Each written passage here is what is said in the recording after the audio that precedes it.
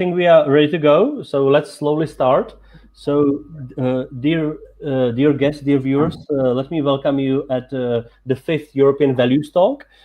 This time we'll be talking about a new book, which is called Hidden Hand, Exposing the Chinese Communist Party Hostile Interference Against Western Democracies. That's the name of our talk. And we'll talk about a new book, which is called The Hidden Hand. So this event is co-hosted by the European Values Center for Security Policy and the Macdonald Laurier Institute. So thanks for all of us who made this possible. And we will actually be speaking with 3 distinguished experts and myself as a moderator. So I'm Jakub Janda, I'm Director of European Values Center for Security Policy. But we will have 3 experts talking about the topic.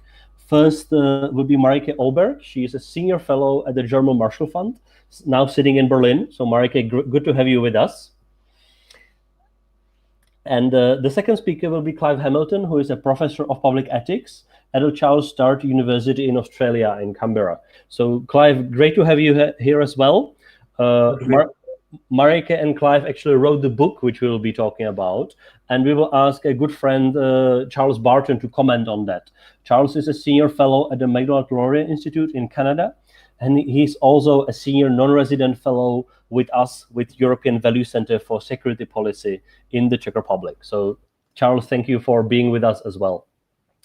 And before I give the floor to Mareike to kick it off, I was also asked by the publisher of the upcoming book, Optimum Publishing International, that the book will be out in Canada on June 16 and Australia in early July as well. So I guess that's an important thing to listen to because there'll be actually a lot of things which we will dig in today.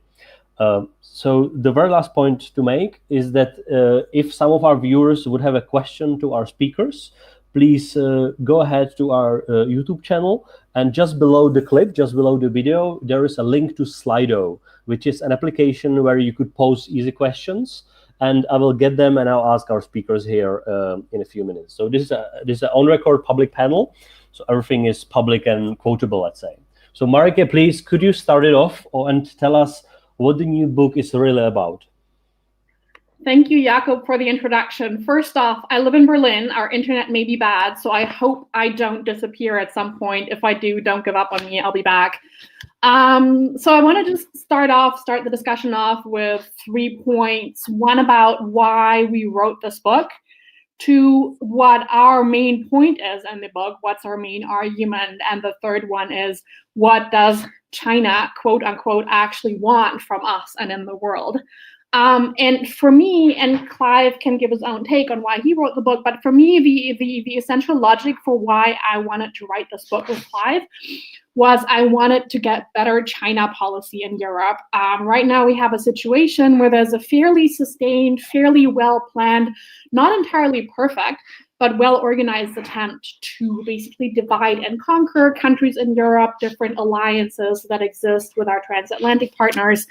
And this fairly well-structured attempt, which some of that's covert and is going on behind the scenes, but a lot of that is actually overt and is talked about quite openly in Chinese documents, meets in Europe and also in parts of other parts of the world. What a British colleague who shall remain unnamed right now has called useful ignorance, which I find a quite useful term. It's like this absolute naivete, which sometimes people may also profit off of that naivete. But the idea is well-organized attempt meets relatively little information, and that needs to change. So at the bottom of it, this is about getting better China policy in Europe and also across the Atlantic. Now, the change that I want to affect is not so much, I think we often talk about how can we change China? Can we change China through engagement? I think part of our point here is maybe we can't change, maybe we can, but if we can change China, it's not going to be through this unconditional engagement that we have done. Instead, what we need to do is really make sure that we protect our own institutions, our own countries, our own organizations a little bit better against these attempts to basically export Chinese standards of censorship, of ways of doing things. So this is the motivation behind the book, at least for me. Now, what is the book about? It's basically a detailed expose of the influence network that the Chinese Communist Party has built in Europe, mainly in Western Europe and in North America. Now, obviously, CCP influence is a worldwide phenomenon. This is obviously not linked to Western countries, but the way that I see it is often talked about as, oh, China's influence is so big in the developing world, they're all in China's pocket. Or in Europe, the focus will often be on Central and Eastern European countries or on the 17+1 framework. And those are all issues that need to be talked about. But what is less often talked about is the CCP influence in large Western European nations, in the United States, in Canada. And this is basically what we're talking about. The network that has been built up through mainly elite entanglement in various sectors, in politics and business and academia, in the think tank world, in media and the cultural sector, at the national level, at the subnational level, at the party level, et cetera, et cetera. Now, our book is mainly pre-COVID. I think we snuck a brief anecdote on COVID-19 in there right before it went to press, but it's mainly pre-COVID. So some of this will need to be revised, and I'm happy actually to talk about how this is played out during the era of COVID-19. But basically, what we've seen is a lot of the mechanisms that we describe have actually been shown to us in the last couple of weeks in terms of the CCP contacting local governments, contacting individual bureaucracies, asking for governments to praise the Chinese response. Now, our assessment is the Chinese government may have overdone it a little bit by picking fights with too many actors at the same time. So to some extent, the sharp edge of Chinese power, the CCP's power, has been showing. On the other hand, this is not a finished story. We're kind of in unprecedented territory, and it remains to be seen how this will actually pan out. And we know in a couple of countries like Italy and Serbia, it's actually been quite successful. So this is the time to be paying attention. And last but not least, what does China want? And as you've heard already, I'm speaking not about China, but about the Chinese Communist Party, which is the main actor here. The CCP has been viewing itself as locked in a struggle against hostile forces since basically the end of the Cold War. The CCP often comes out and says, oh, the West has such a horrible Cold War mentality. That's a very common talking point, which is quite ironic coming from a government that's basically had this Cold War mindset in its thinking for the past 30 years. Now, that's gotten progressively worse under Xi Jinping. So it's not like there is no change at all, but there's been a fairly consistent message that we're locked in the struggle against hostile forces. We are encircled, and we need to change our position in order to be able to secure long-term survival of the CCP in China. We need to basically go global and make sure we don't get attacked from the outside. So on the one hand, this involves going against the main opponent, which on a global scale is kind of defined in each subsystem globally differently. But on the global scale, the main opponent would be the United States, which basically needs to be isolated from its allies. So that means weakening, breaking up alliances that exist, including the Transatlantic Alliance. This is an important part. This is done through various ways by establishing itself in international organizations, but also by offering alternative framework, which the most relevant for Europe is the Belt and Road Initiative, which is kind of this alternative informal alliance system, which is presented as, this is purely economic, this is all win-win.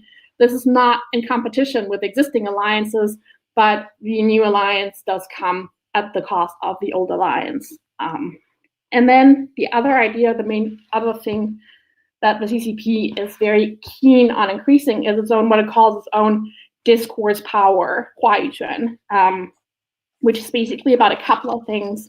One is it needs to be globally more accepted that autocracies are good. Like the system that China has is best for China. It may be good for another whole range of countries as well. It outperforms democracy. This is one aspect. The other is China is a reliable partner. China wants multilateralism. China is good for the world, whereas the United States is a global rogue that needs to be isolated from its partners. And the third one is just more general, that the CCP wants to be the most authoritative source of information, not just in China, but globally. So that, for instance, when it says the virus that we're currently dealing with did not originate in China, an overwhelming majority of people will automatically believe that this is credible information and will will think, okay, this is true because this authoritative source says it. So increasing the CCP's overall discourse power. I'm going to stop at that because I think I am almost over my time, but I'm happy to discuss more later in this round. Okay, well, thanks, Mareike. I'll carry on, if I may, directly. The story that, or the outline, I guess, that Mareike started to tell about the principal themes of our book. And obviously, it's incidentally, the German edition came out on Monday, last Monday, and is doing very well. So German speakers can pick it up straight away. So one of the, perhaps the principal theme of our book is to explain with a great deal of detailed examples drawn from North America and Western Europe, to explain just how the Chinese Communist Party extends its influence into those democracies, how it extends its power. And we argue that the primary way that it goes about it is by winning over the elites in Western countries and turning them into friends of China. And once you start getting into this business in some kind of detail, whenever a CCP official or newspaper uses the word friend or friendship, or if you see it in the name of an organisation, an alarm bell immediately goes off, because foreign friends in the CCP way of thinking are those who essentially agreed, wittingly or otherwise, to promote China's, that is the CCP's, interests. So the notion of friendship is very, very important in the CCP way of thinking, its way of influencing, in the lexicon of the party. And it's a means of neutralising opponents psychologically by winning over those who are going to support one. And Xi Jinping is very clear about this. It's very much part of the ideology. And we report a speech that he gave to cadres where he explained that personal friendships are fine, but personal friendships should work for the party, that your friends should be friends for the party. It's quite a chilling way of understanding the natural human desire to make and cultivate friendships. And as Mareike mentioned, when the CCP aims at elites, we think about political elites, which of course are exceptionally important, but also business elites, academic elites, intellectual elites more broadly, and think tanks and so on, but also media elites and cultural elites. And we give many, many examples throughout the book of how elites in various countries in the West have been won over and come to speak the language and the ideas that favour the interests and the influence of the Chinese Communist Party.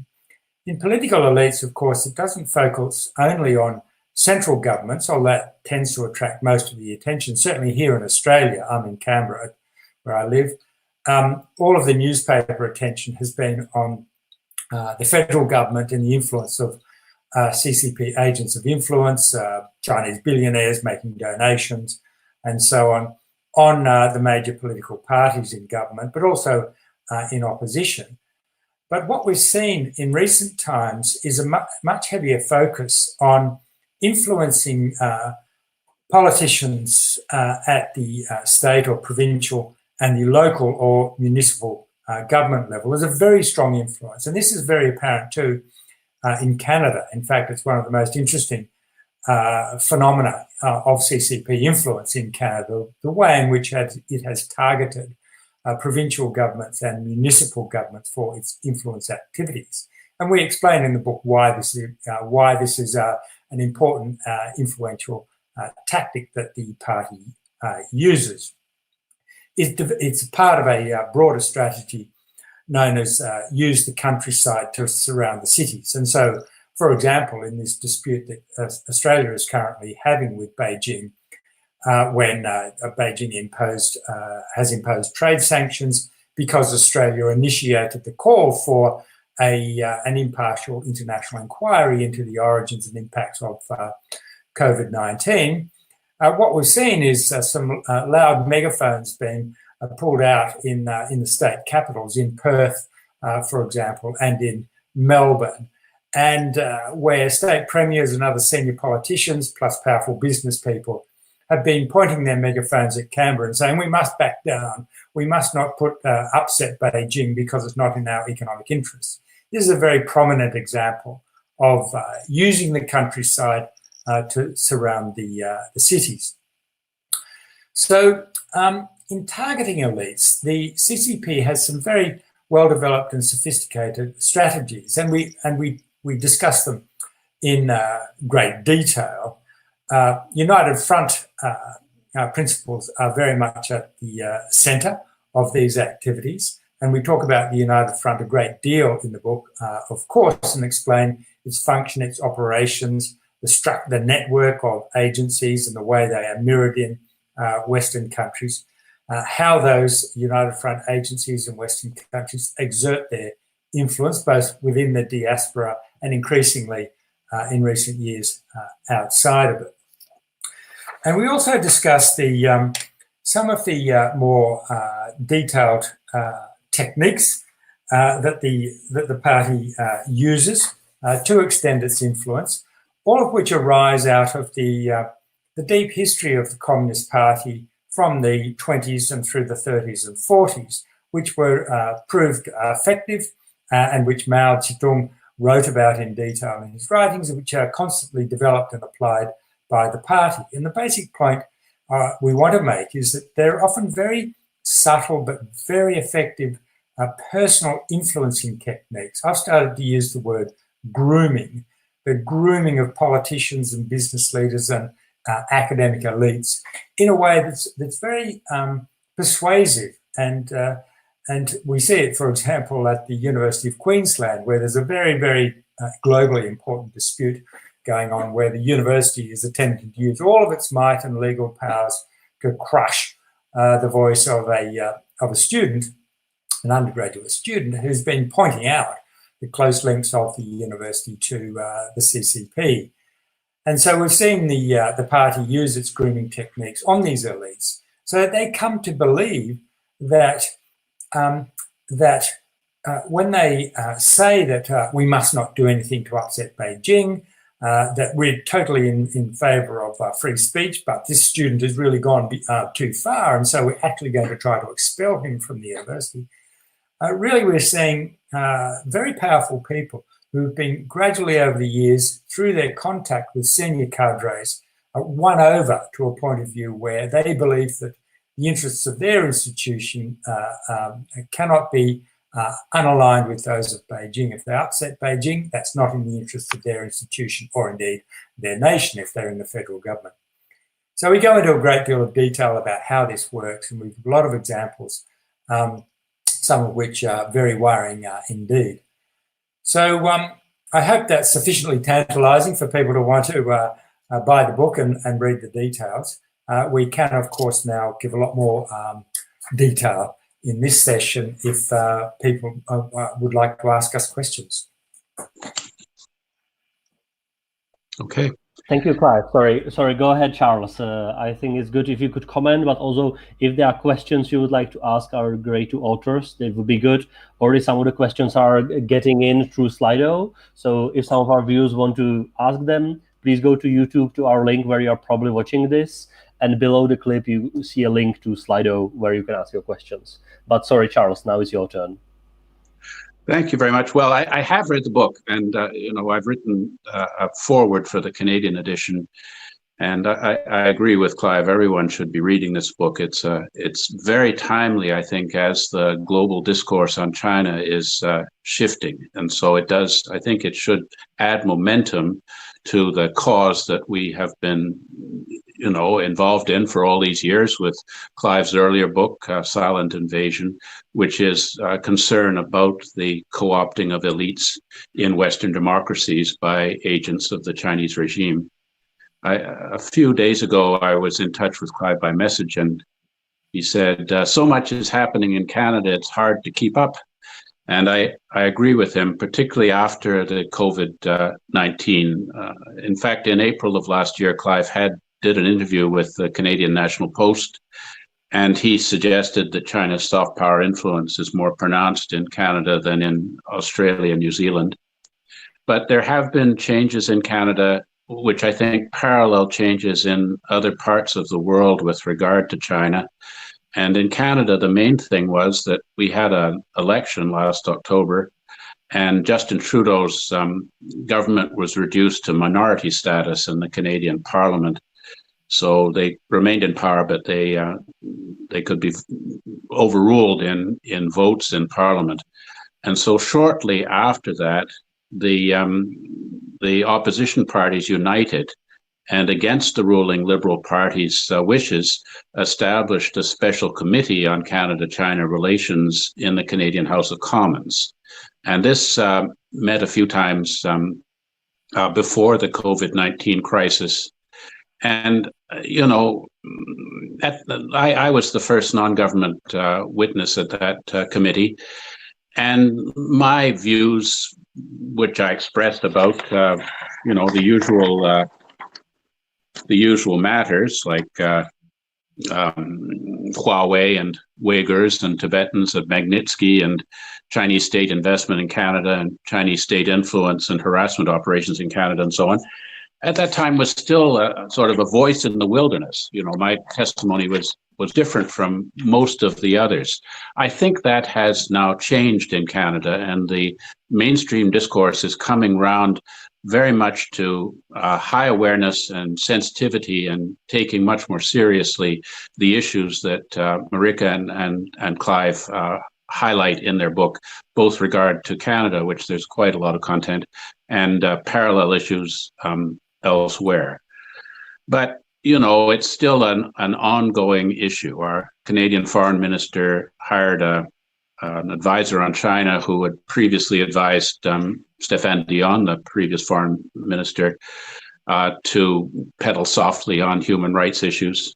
And just last month, our Minister of Health, Patty Haidju, vigorously defended the credibility of the PRC's actions and reporting of COVID-19, insisting, this is a quote, "There's no indication the data that came out of China in terms of their infection rates and their death rate was falsified in any way." When a reporter followed up with a question about this is just last month, she said, "Your question is feeding into conspiracy theories that many people have been perpetuating on the internet." So even though there's a shift in public opinion, the Liberal government is still lagging behind the curve on these sorts of issues. But on May the 13th, a Canadian polling company, the Angus Reid, issued a poll that said only 14% of adults in this country now say they have a positive opinion of China. So that's, suggesting 86% don't. More than 4 in 5, 85%, say that the Chinese government has not been honest about what happened in China with regard to the novel coronavirus. And if Canadians had their way, there would be real world consequences to the perceived malfeasance on the part of China. Just 11% of Canadians say Canada should focus its trade efforts on China, down from 40% in 2015. So we're seeing a much more emphasis on concerns over Chinese cyber espionage, interference with people in Canada, both Chinese citizens and Canadians, both of whom are protected by the Canadian Charter of Rights and Freedoms. And 4 in 5 in the poll said that Canada should bar Huawei from taking part in building the new 5G infrastructure in Canada.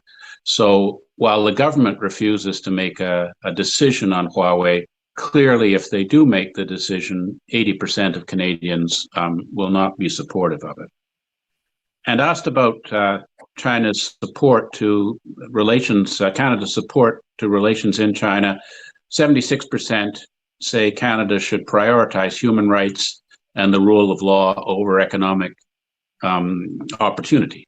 So we have here a strong split between, most Canadians and the Canadian corporate elite who have such an important influence over the Prime Minister's office in Ottawa.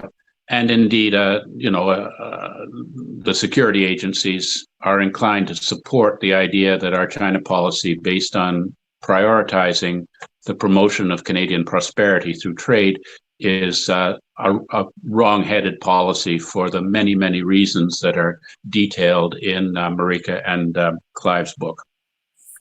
I think the other aspect is that the letter that European Values, the Mcdonald Laurier Institute, and the Henry Jackson Society promoted, called "The Chinese Party's Rule by Fear Endangers Chinese Citizens and the World," in addition to being endorsed by, all four of us, was also taken up by Canadian politicians, including the former Liberal Minister of Justice, Irwin Cotler, who is a very distinguished human rights lawyer with a strong international reputation, and the current leader of the opposition Conservatives, and both of the leading candidates to succeed him as leader of the Conservatives, and many other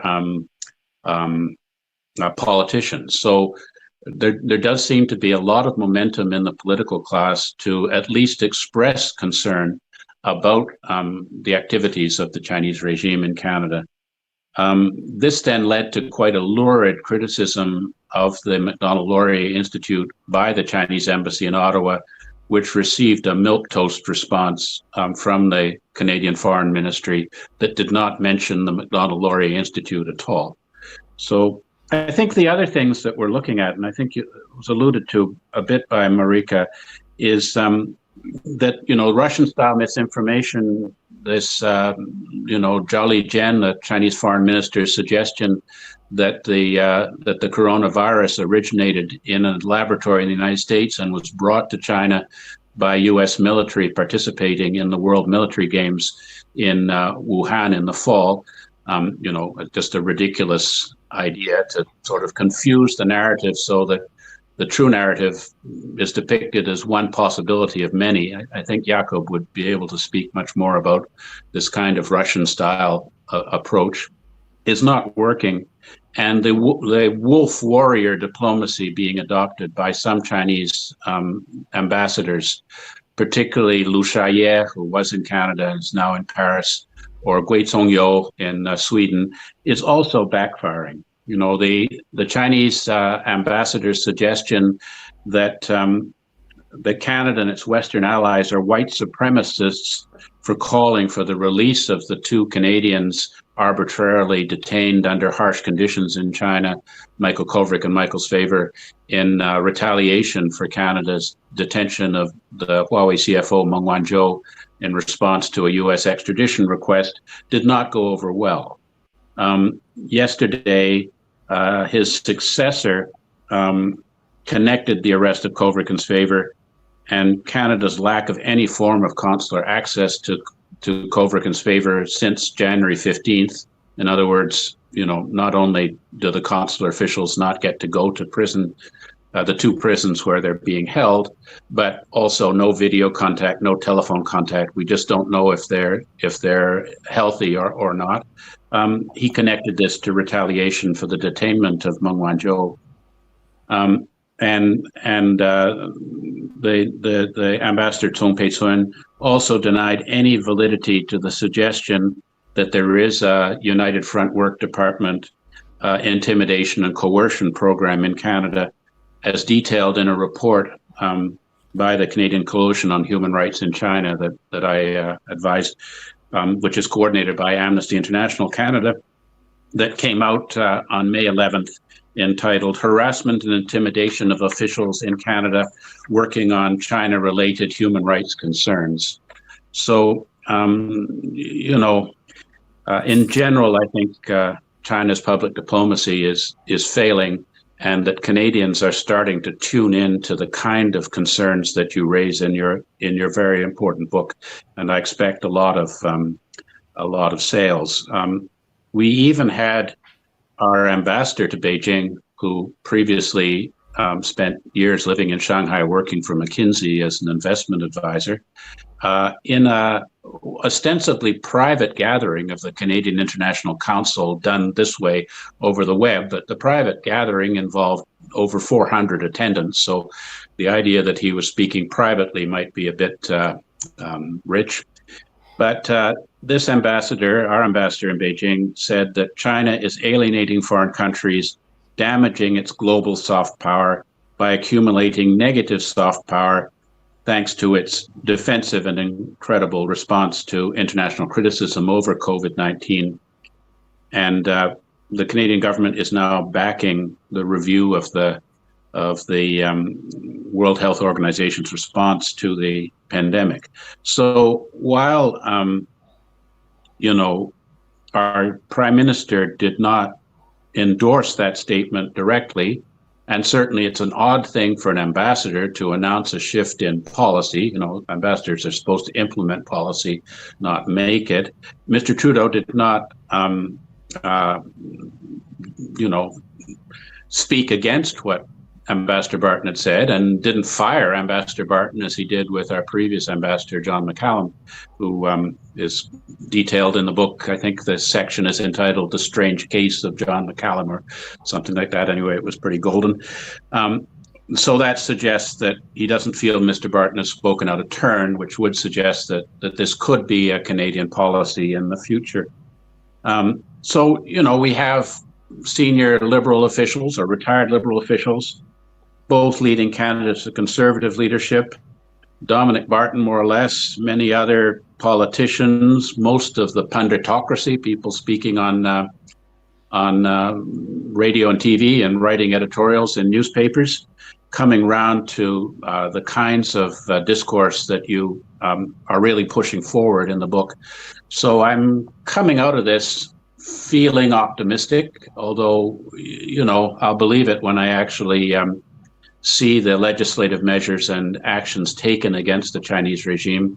But I do congratulate you on really putting together such a convincing discourse on this matter. And I really encourage everybody to get the book and read it and insist that our governments follow the implied recommendations that the book makes. Right. Thank you, Charles. We have a couple of questions already coming up. So let me say at least two of them and then do another round. So the first question actually comes from Johan Grant, and he asks, what examples have you seen in Eastern and Western European organizations self-censorship regarding Chinese influence operations? So have any of you seen anybody self-censoring over talking of CCP influence in mainly Europe, but I guess we could really dig into any democracy where you have seen anything like that. That's the first question. And the second question I would pose is which countries or institutions would you say actually respond pretty well to the CCP interference? So if you could give a couple of good practice examples, because we quite often speak over how our liberal democratic institutions are failing. So I think it's good to say if there is some light, if there is somebody doing it quite well, if some of you think about it. Right, who wants to start? Mareike, do you want to? Mareike first, then Charles, then Clive, then, if I can. Please, Mareike. Sure, I can go ahead. So in terms of self-censorship, I think there are definitely plenty of examples on the corporate side of individual employees saying something that the CCP does not like. The NBA in the United States was an example. Here in Germany, we had a German soccer player standing up for Uyghurs who are imprisoned in China, and of course, his soccer club immediately distanced himself from him. There have been cultural performances that have been canceled at theaters in Europe. There has been at film festivals, films have been canceled. And one of the things that I find more concerning, I guess, is that oftentimes we now see the excuse, or I mean, I can only posit it's an excuse, but my assumption would be it very well may be that, oh, this is technical difficulties to blame, which if you've been following how this is done in China. It's extremely disconcerting to see that same language actually pop up over here as well. So you can really see it spreading. You can see individual institutions being attempts to discredit them, like as happened to ASPI in Australia. You can see attempts over here as well to do that to some of the more critical think tanks, of which I guess there are not that many, but they do exist.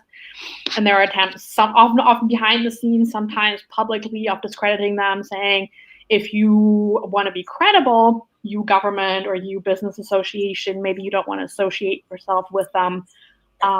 You see at public talks, you can see disclaimers or supposed agreements that you can only talk about apolitical stuff. You're not supposed to raise any politics.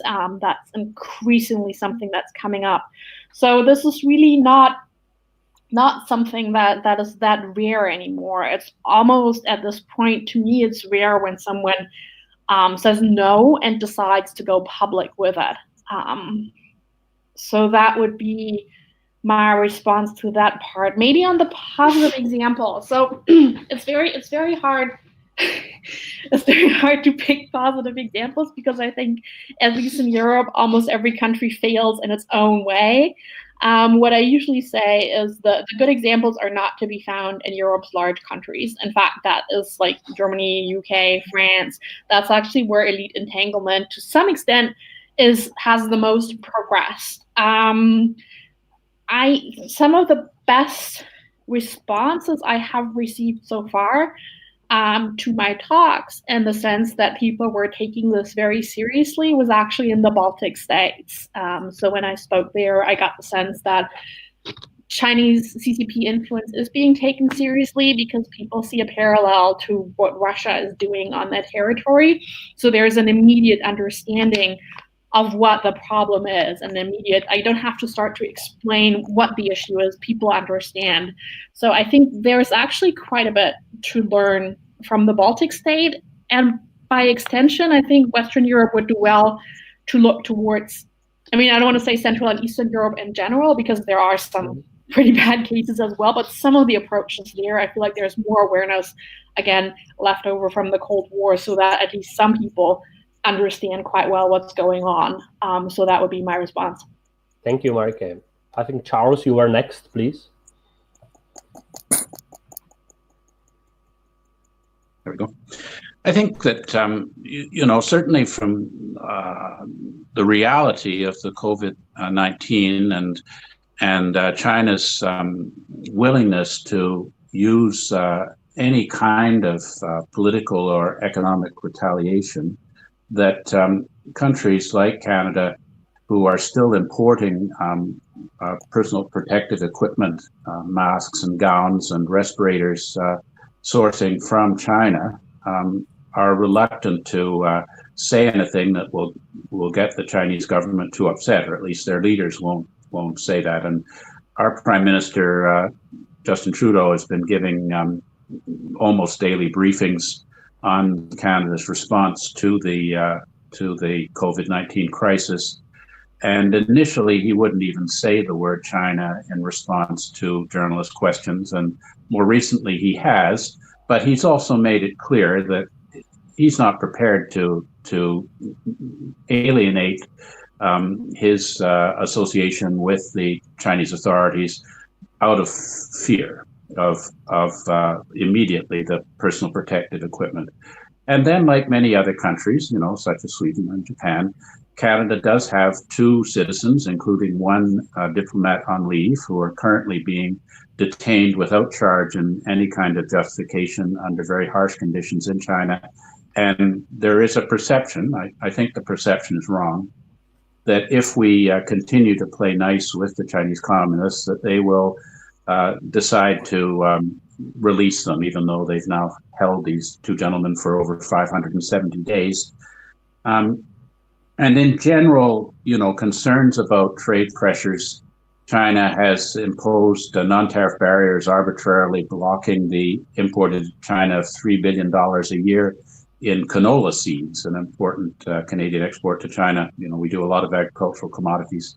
At one stage, China blocked all meat from Canada, also on false grounds, until China had a pork shortage due to the African swine flu and changed their mind on it. But I think there is concern about economic retaliation. And there are, very significant and influential elements in Canada who believe that we can ride through the storm, get Kovriken's favor released, either send Meng Wanzhou back to Beijing or send her to the United States where she's no longer our problem, and everything can go back to the way it was. Well, I think this is a declining perception, because I don't think that our idea that we should collaborate with Chinese regime goals in Canada in exchange for enhanced access to the Chinese market for Canadian commodities and services is working anymore. For one thing, we haven't got a big market in China. Our exports to the United States account for 78%. China's was 4.7%. And after the Chinese non-tariff barriers were applied to block our trade on unjustified grounds, we're down to about 4%. So it's not that significant. The other factor is successful use by the United Front Work Department to suggest that any criticism of the People's Republic of China is a form of racism against persons of Chinese origin in Canada, which are a significant number, perhaps close to 5%, depending on how you decide who is Chinese and who isn't. Many of these, of course, are citizens of Canada. And so there's a political fear, and I think a misperception that if politicians speak against China, that they will lose at the polls in constituencies where there is a significant Chinese ethnic population. And I think in Clive and Mareike's book, they also make reference to this. In terms of the positive element, I think it's the press. And if you look at my own situation, the Globe and Mail newspaper, a major Canadian newspaper, its publisher, editor, one of its reporters who'd done a series of articles about Michael Chan, who is spoken of in your book, also sued me because I published a piece on this Michael Chan situation entitled "The Murky World of Chinese Influence." So this is a kind of lawfare. But it seems that the threat of lawfare so far has had no impact on the publication, the China stance of all major Canadian newspapers, the Toronto Star, National Post, and the Globe and Mail.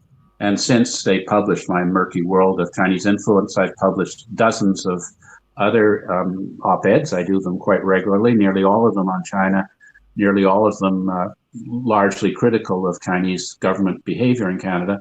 And the Globe still takes them and still publishes them. So I think that is a glimmer of hope that our public media continues to be willing to speak the truth about China, despite intimidation and threat from the Chinese authorities. Of course, the Chinese language media, as you point out in your book, is quite a different story.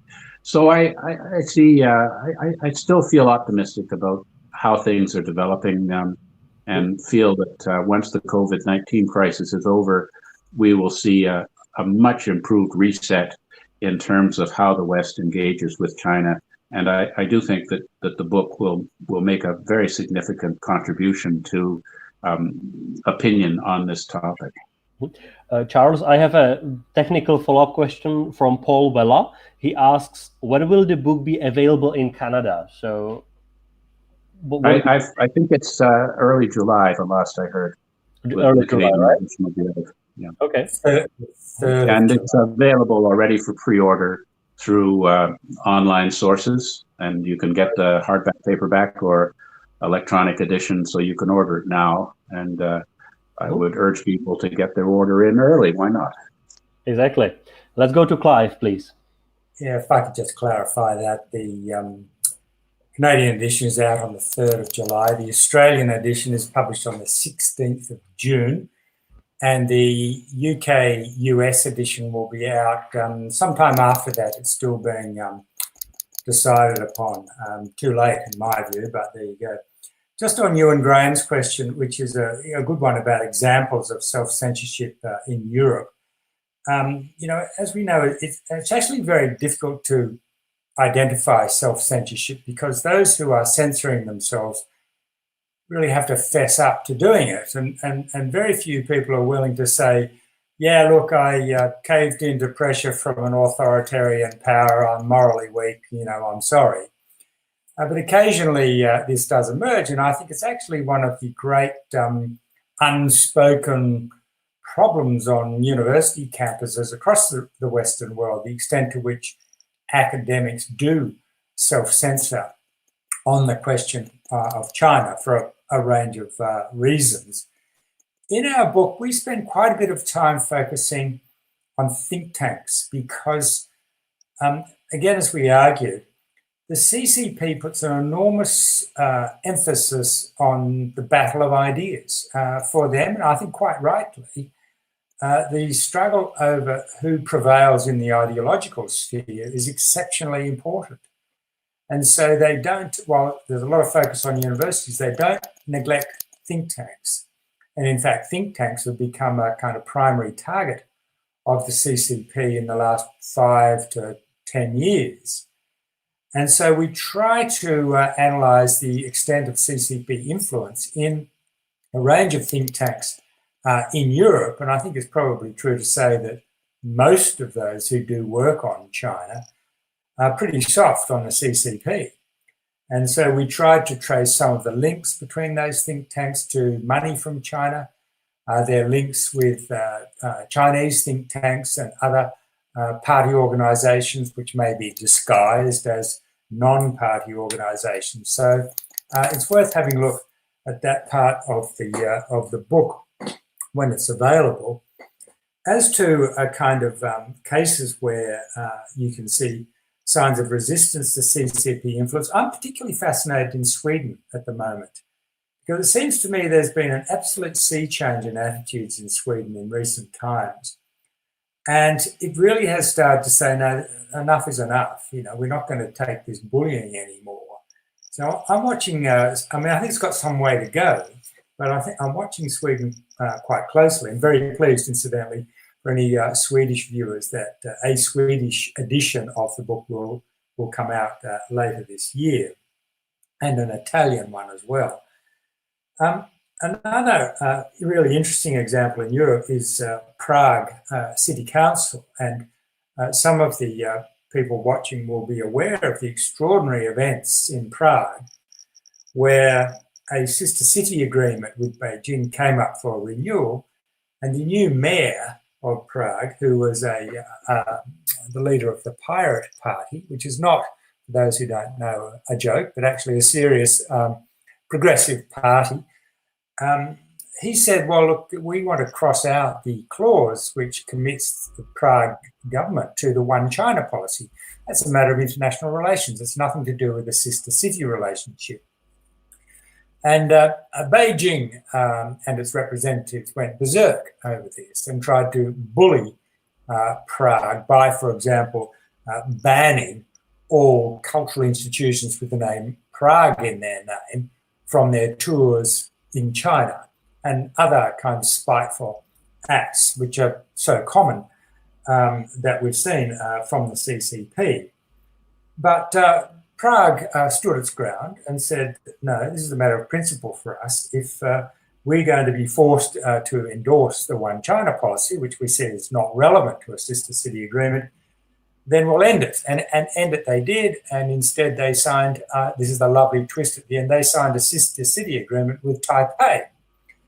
And I find this, the way in which the Chinese Communist Party kind of weaponizes, if I can use that now overused term, sister city agreements, one of the most fascinating aspects of influence operations. And we devote quite a bit of space into exploring sister city agreements, because in the West, well-meaning groups in cities all across the United States and Canada and Australia and Germany agree after approaches to engage to sign a sister city agreement with a city in China, without realizing that this is not a negotiation, an agreement amongst communities in cities, but in fact there's a community in the United States or Germany or wherever actually signing an agreement which has been originated,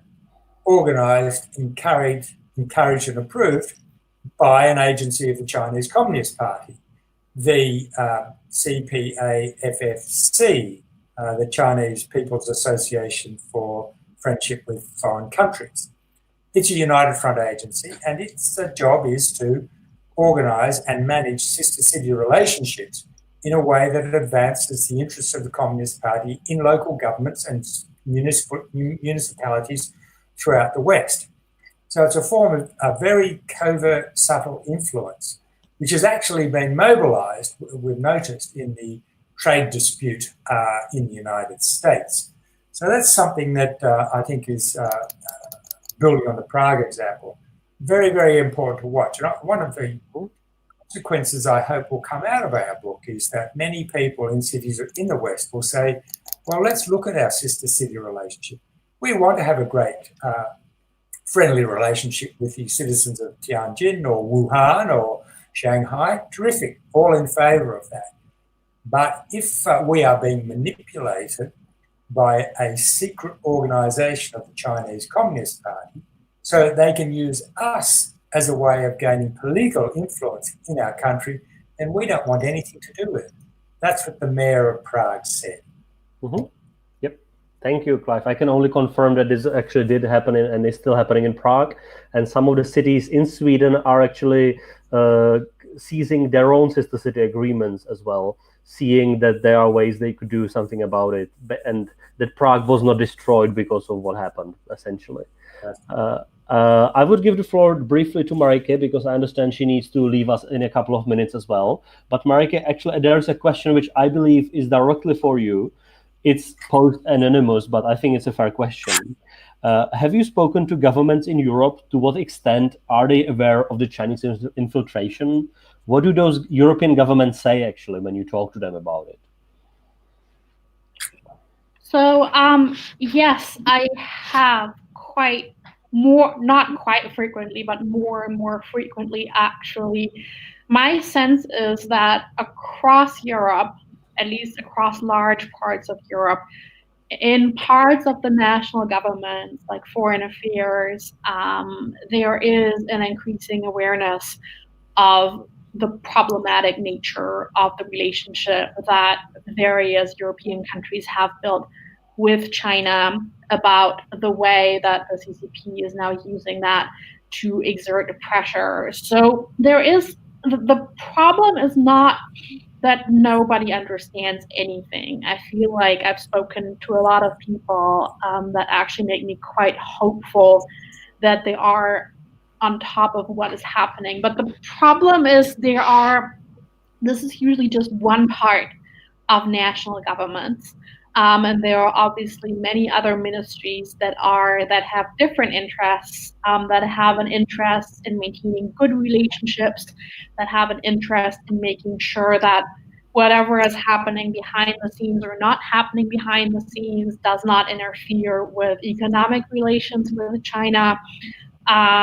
So this is not something that, despite increasing awareness, I feel like it hasn't gone mainstream enough, quote unquote. The other problem that we do have, and that we do raise in the book briefly, is that even if national governments are perfectly aware of what's happening, a lot of the national security concerns that exist at the national level don't exist at the local level, because that's simply not people's concern. I mean, at a local government level, the primary concern is, what can I do for local politics? What can I do for local business? And that whole national security and influence perspective is simply missing. So in order to get further on this, more people than just, I guess, the foreign affairs crowd and the intelligence crowd need to get on board in national government. And then there also needs to be a conversation on how to get local governments on board. I mean, what happened in Prague is exemplary, but I think it's an absolute it's still very much an exception among a handful of other examples. So this is the basic problem that we're facing. Right. Thank you, Mareike. Very good. And I have a next question, which comes from John Deney, from U.S. Army War College. Do authors see any daylight between CCP influence activities and the exploitative activities of China-based multinationals? Which I think is a very good question. So who wants to answer it? Clive, I see you are heading up, right? Go ahead. Well, we talk quite a lot about the party corporate conglomerate in China, and one of the great mistakes, or it's not a mistake, it's kind of lack of awareness in the West, is that we see people in the West, analysts, business people, politicians, assume that the basic relationship between the business community and government is kind of similar to the way it operates in the West, and it isn't, and it's becoming less so. Even though, of course, there's been a massive growth of private enterprises in China, and of course state enterprises as well. The Communist Party controls, or can control, private companies at any time wherever they are. It doesn't mean they always control them, but they can if it's in their strategic or economic or other interests to do so.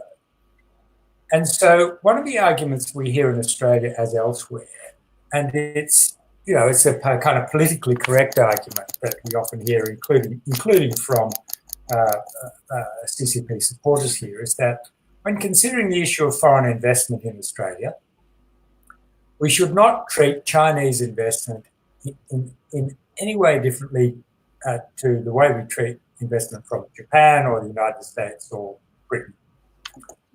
And I say to that, well, I simply don't agree with that.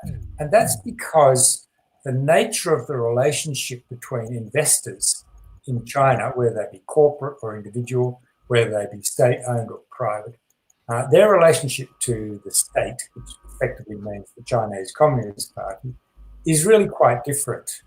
And so investors might buy up infrastructure in Australia or agricultural land or urban blocks or manufacturing industry purely with commercial motives in mind, in the way other investors do. But if the Chinese Communist Party decides it wants to mobilize that firm or individuals in it for United Front influence purposes, for intelligence purposes, for pursuing CCP's strategic objectives, then it will do it. And there's nothing those people can do about it.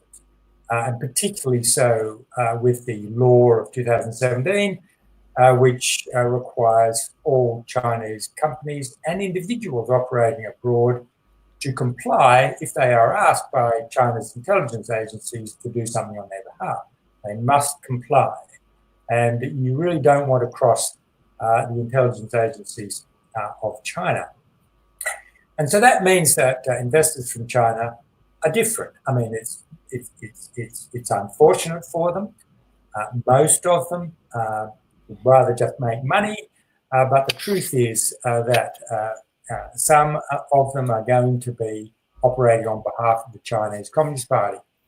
And there's the point we make in the book, which is one that Anne-Marie Brady keeps stressing quite rightly, and that is that United Front work is not carried, that is influence work abroad, in this case, is not carried out only by the United Front Work Department and its plethora of agencies, which you'll see in the book. There's I think, an extremely helpful chart, if people can see that, just to give you an idea of the structure of United Front agencies from China and how they spread into Western countries.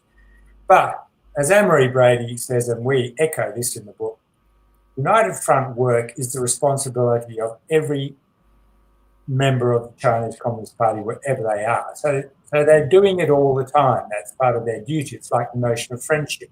If you have friends, they should be friends for the party. And that's why the party corporate conglomerate is really a fundamental way of thinking about Chinese business activity wherever it exists in the world. You need to understand that relationship where corporations fit in the party corporate conglomerate, what their obligations are, in order to understand the kinds of activities they carry out beyond their normal commercial ones. Thank you very much, Clive. Actually, Charles, there is a question which I think you could answer quite well. What do you think is a good strategy for small countries to deal with Chinese bullying, like state-sponsored consumer strike? So essentially a trade boycott, which we have seen the PRC, the Chinese government, actually doing against various countries. Well, I think this is an ongoing concern. And, you know, the bottom line is that we really have to be seeking alternative trade partners.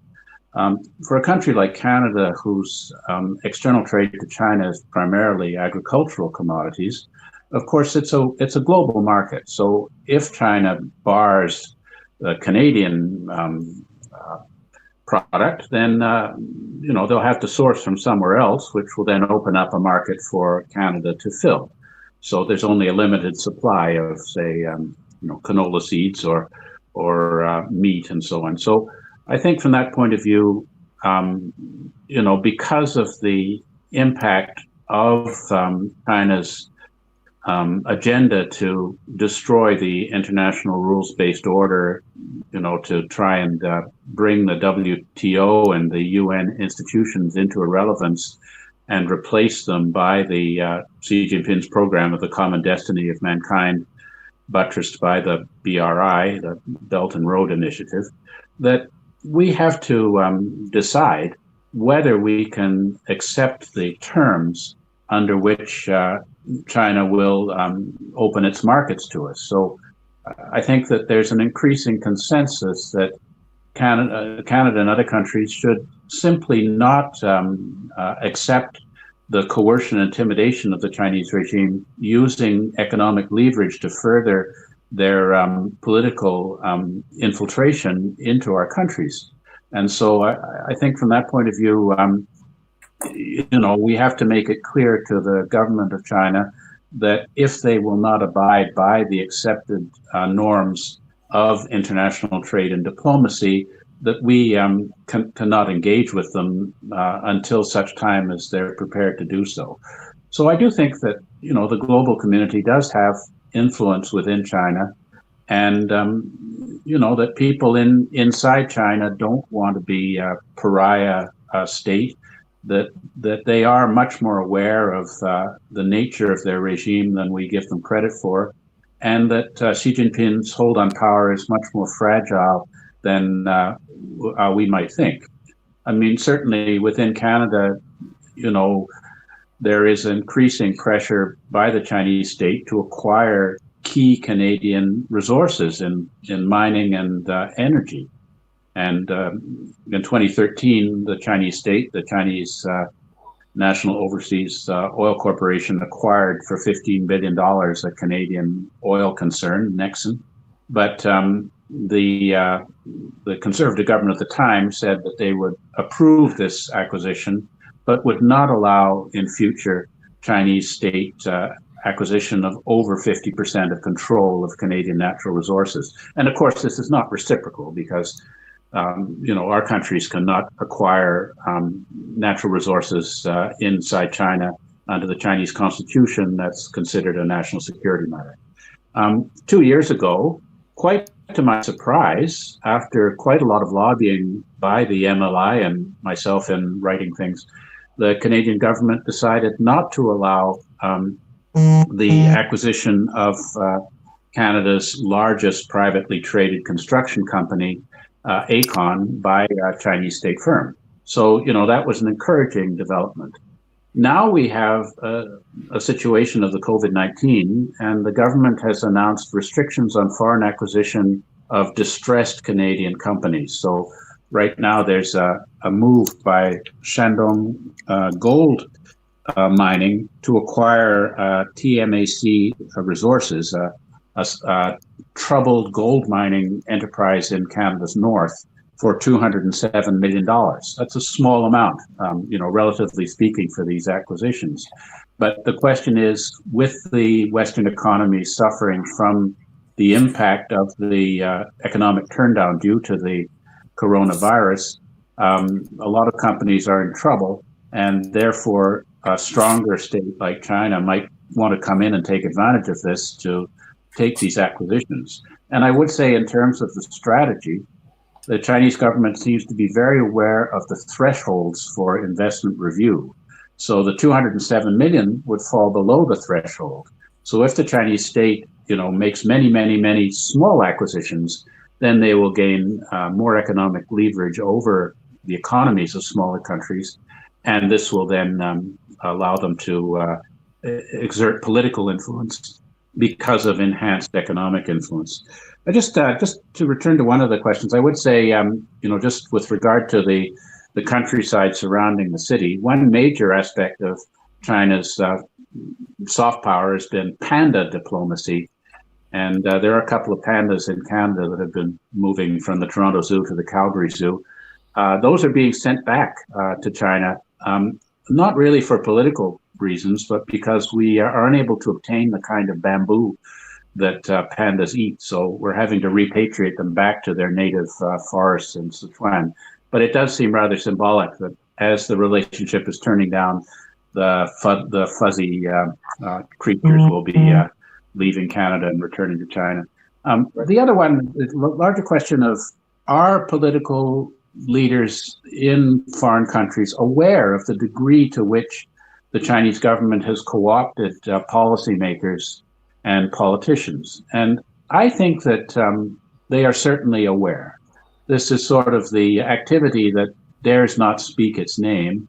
And as Clive has pointed out in his comments on Canada, within my country, there are senior political figures of all parties who in retirement are enjoying considerable benefits from Chinese-related enterprises, either board memberships or consultancies of different types. I think Anne-Marie Brady, in one of her pieces, I think it was her testimony to the New Zealand Parliament, suggested that even academics who continue to express views expressive of Chinese interests in foreign countries can be deriving $150,000 US a year in different sorts of financial benefits from their affiliations with Chinese advisory institutions. So the problem really is that there's so many senior members of the Canadian political elite who are either enjoying benefits from China-related funding sources, or I think hoping for those benefits if they keep their noses clean while in policy-making positions and don't say anything critical of the Chinese regime, that in retirement they will be able to continue to do important work and not simply have to sit at home and cut their grass and read books. They can do things that involve travel to China and exciting membership in think tanks. So I think that there is awareness of this, but a severe reluctance to open up the window on it. Certainly last fall, Senator in the Canadian Senate, Yuan Pao Wu, published on his website a strong critique of the Australian Foreign Influence Transparency Scheme Act, which Clive and Mareike refer to in their book quite extensively, which would require more transparency on foreign sources of income for policymakers and former policymakers. And so last fall, I think there was an attempt to suggest that this was poor legislation for Canada, that our security agencies are already fully in charge of this, that it would conflict with the Canadian Charter of Rights and Freedoms, right to privacy and so on, by demanding that people expose their foreign income to public scrutiny. But I would suspect that once the COVID-19 crisis is over, that particularly with the Common Special Committee on Canada-China relations, that there will be great pressure to enact similar legislation to that of Australia. And I think Clive can comment on this more, but it has been quite effective in reducing Chinese influence over policymakers, because after all, sunshine is the best disinfectant. Right, Clive, I have two questions for you. One, if you could please comment on the Austrian legislation, which I think is inspirational for many of other democracies. So that's first. And the second one would be, could you comment on the possible motivations for inactivity to address this issue? Do you see any others than greed and fear of losing market access coming from the corporate? So I guess parts of the business obviously would be against exposing PRC interference or upsetting the Chinese government's regime, let's say. So do you see any way out of it? Because obviously this is a major problem for many of Europeans. That's one of the main reasons why Europe is very weak on responding to Chinese interference right now. Yes, indeed. Yes, thank you for that. It's really one of the core questions, isn't it? Fear and greed. One of the things I've been quite astonished about since I began working in this area, and Charles just kind of referred to it in the Canadian situation, is just how easy it is to buy some people off. Money is, it's kind of a cliche, the power of money, but it really is astonishing what people will do. Ex-politicians, for example, or ex-diplomats or academics, just how cheap it is to buy, their views. It's a regrettable thing to say, but I'm afraid it's true. So I think overcoming that is really making for those elites who are in the position where they are bought off, I think the most powerful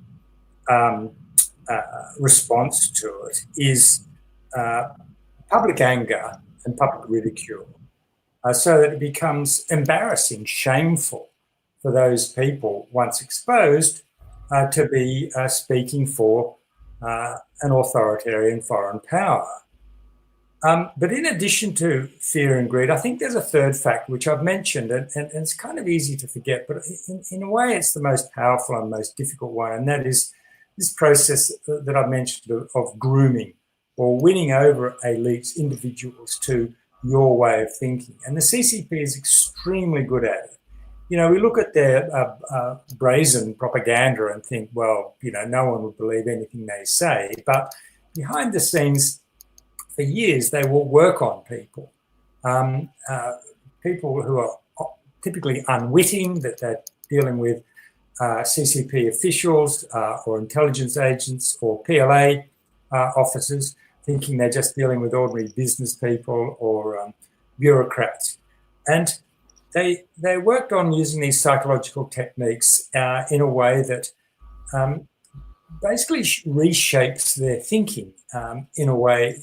The techniques that they use, for example, is to persuade them that they are really important, that they have a unique insight into China, that they have a particularly important role in explaining China to Canada or Australia or whatever, and this was the case with the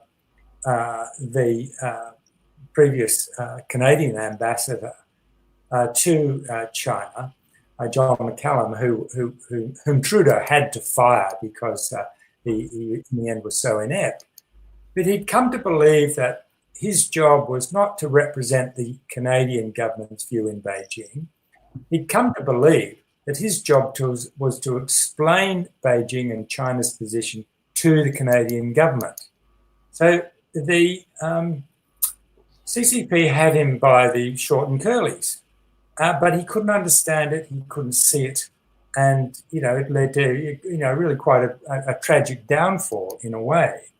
So this process of grooming is exceptionally important. Let me give another case. We have a billionaire in Australia, mining billionaire named Andrew Forrest. who's in Western Australia. He's become a billionaire because he sells iron ore to China, and they've been working on him for years. And he's a very vocal participant in the public debate, constantly telling Canberra they should be nice to Beijing. They shouldn't issue a statement regretting the death of Liu Xiaobo, the Nobel Prize-winning dissident writer. They shouldn't push an independent inquiry into COVID-19. They should do everything they can do to keep Beijing happy. Now, it's very easy to say, well, he just makes his money and that's why he's doing it. But I'm convinced that if he sold all of his shares and got out of all of his interests in China and wasn't making $1 from China anymore, he would continue to argue in the same way because he's been captured. And so I think this process of grooming powerful individuals is exceptionally important to understand and very hard to overcome because people who are driven by fear or greed know what the truth is and then understand that they're operating in a certain way because they're afraid, and that can be legitimate fear, or they're greedy, they just want to make money. But if people have come to genuinely believe that their point of view is the right one in the interest of their own country, whereas in fact it's in the interest of China, then you can't change their minds. You can only marginalise them. So I'm sorry, that was a long answer, but it's an exceptionally important one. In a way, it's one of the most important themes of the book. Australian legislation, let me try and be very brief because it's complicated. There are two pieces of legislation that are often confused. One is the Foreign Influence Transparency Scheme, which is a bit like the US Foreign Agents Registration Act, which requires people who are acting on behalf of a foreign nation or a foreign principal, so it might be a corporation linked to China, for the Chinese state, for example, they have to put their name on a register. So there's that. And that's important, but I don't see it as particularly effective. It's just what should happen. Perhaps it has forced certain senior politicians, senior ministers, and even I can think of one or two ex-prime ministers who now have to be much more careful about their China links because they really don't want to have to put their name on this foreign agents register. The other piece of legislation, which I think is far more important, and that is the Foreign Interference Scheme, our law. And what this Foreign Interference Law, which is a first in the world, which is super important, and it defines a new crime with very heavy penalties, up to 10 years in jail. And the crime is acting in a covert way on behalf of a foreign power in order to influence a government process or prevent someone carrying out a democratic right. So acting covertly on behalf of a foreign power to influence a government process or interfere in the exercise of the democratic right. And so essentially this targets very deliberately, and the Parliament or the draft persons who wrote this law have done a lot of research. They were saying, what is United Front activity? Let's define it and let's make it a crime. Now, so that legislation was passed 2 years ago. So far, there have been no prosecutions. But last year, the government announced that it was allocating an extra $90 million to law enforcement agencies in order to ramp up their investigations and bring prosecutions against people engaging in foreign interference in Australia. And many of us are looking on in great anticipation for the first prosecutions, because what will be revealed in the courts, be a lot of intelligence information, will shed a great deal of light on how the CCP goes about its foreign interference and foreign influence activities. Right. Thank you. I think we have time for one last question, which I would like to have the same way for both of you. So if you could, let's say, be the main policymaker now in your country, or let's say in a random general, let's say, democratic country in the West, what should your country's relationship with China look like? So should it be, as we call it, complete decoupling?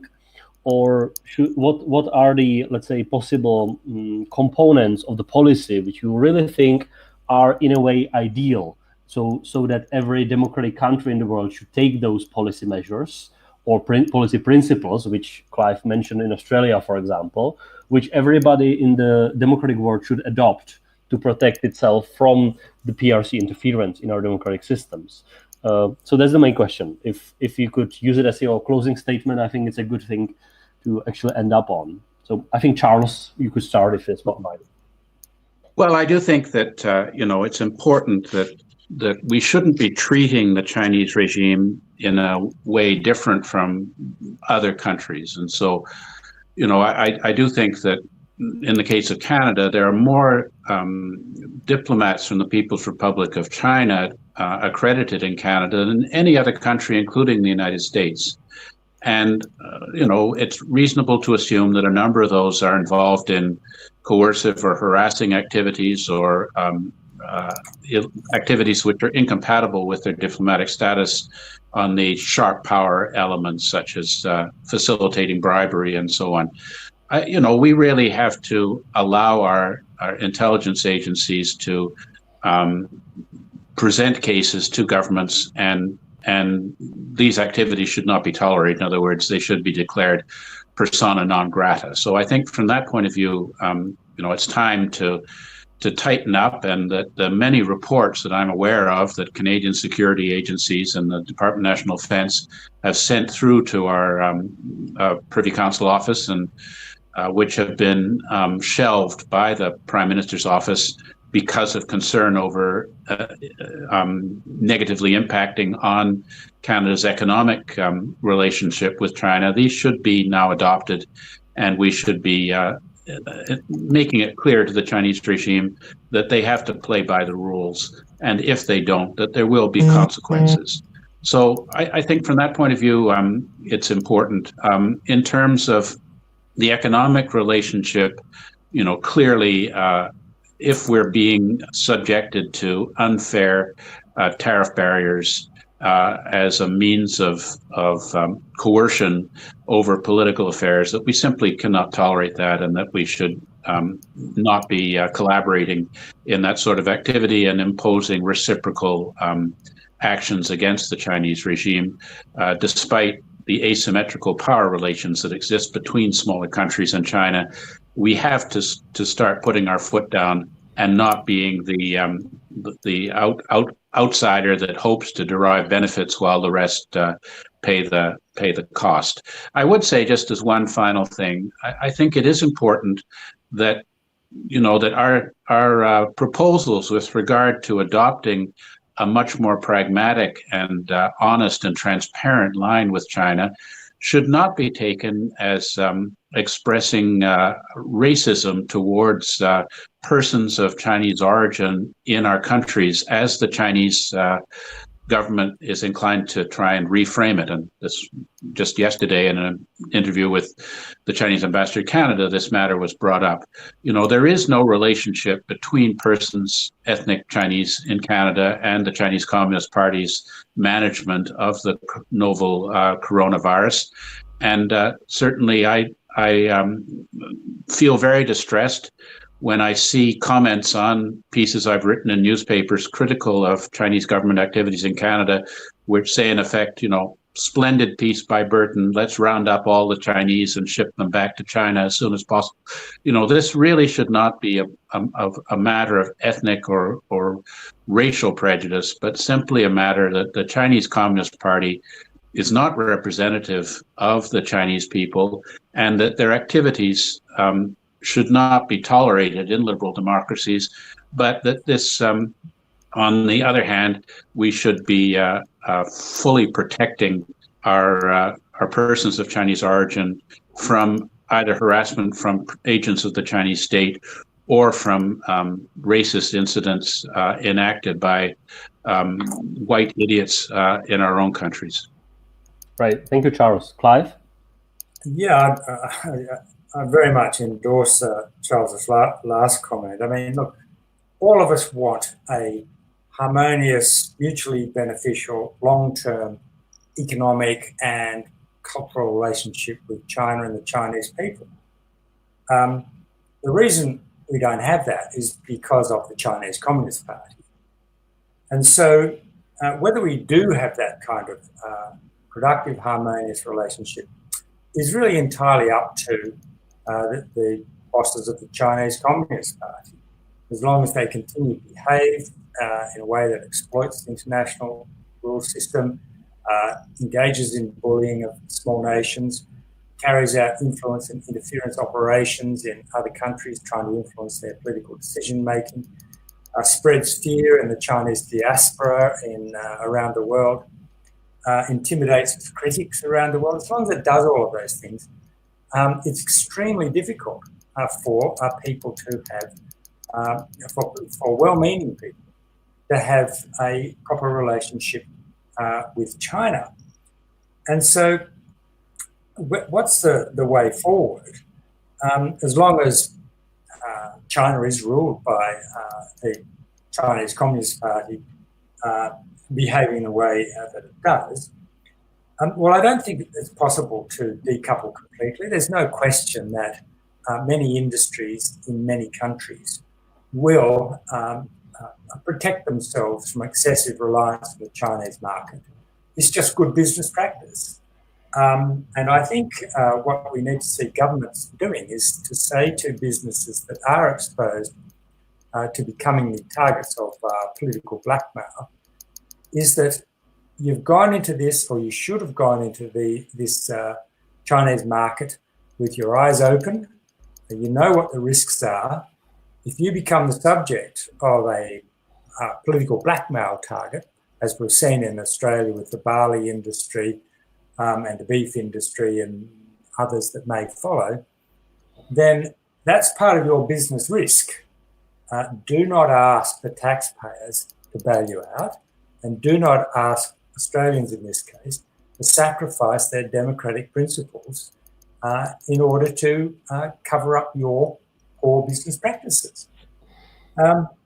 So we will, of course, continue to have trade relations, strong ones in the case of Australia, but I think it will start to change quite a lot. I think in the high-tech field, we are seeing and will see the world split into two technological hemispheres, if you like. One governed by US, European rules, regulations and standards, a much more open technological system, and one run by China, which will be subject to China's standards, which is trying to bring into all kinds of international institutions, and also China's repressive system of information control. And sadly, there are some countries around the world that are attracted, some countries, some regimes around the world that are attracted to them. So, but I think just to finish right at the very end, I just want to come back to the question somebody asked about how small countries can stand up to bullying by Beijing. I think the first answer is that you do need to stand up. In other words, I think nations need to be willing to take the pain as the economic consequences are imposed on them for doing something that displeases Beijing. It needs to take the form of calm resistance and unwillingness to give in to bullying. That depends a great deal on the level of awareness within the population. In Australia, we've seen the federal government in recent weeks respond quite in an excellent way to the economic blackmail that Beijing has first threatened to carry out and is now carrying out. The government has said calmly and consistently, we will not give in to this kind of pressure. We simply won't. And because the Australian people are so angry for these attempts to bully us, no government could give in to this kind of intimidation and continue in office, because they would be seen to have sold out their country and have become lackeys. So that simply won't happen. So standing up and holding firm, but without engaging in hysterics, but doing it calmly and clearly and stating your position is essential. The other one, I'll finish on this point, is alliances. We must not allow the CCP to carry through on its tactic known as kill the chickens to scare the monkeys. That is to pick out one country, often a weak link, and kill the chicken, that is to strangle it, to get it to submit, to succumb, and to scare all other countries. It also happens in the business sphere. So they decide, well, I'm not going to get in that position. I won't do anything to upset Beijing. And so I think having solidarity amongst nations, making sure that people are not picked off one by one is really essential to pushing back against this campaign of intimidation. So, but let's hope that at some point in the not too distant future that some of the people within the Chinese Communist Party will see that this extremely aggressive approach to the rest of the world, manifested most recently in wolf warrior diplomacy, is only going to cause pain for China and the people of China, and decides to become a responsible international citizen when it can be welcomed into a global community as a responsible superpower. That's my hope. All right. Thank you very much, Clive and Charles. And thank you for being with us. I know it has been pretty early in the morning in Canada and quite late in Australia. So I'm really sorry for this time difference, but we cannot change geography really. So thank you again for doing it with us. And to all of those who watched us, you will also find the recording of this broadcast on our YouTube channel, and it will be all spread all over the news and everywhere. So thanks again. Good morning and good night as well. Thank you. Thank you very much. Bye, Clive. Bye, Jakub. Nice to be with you today. Bye.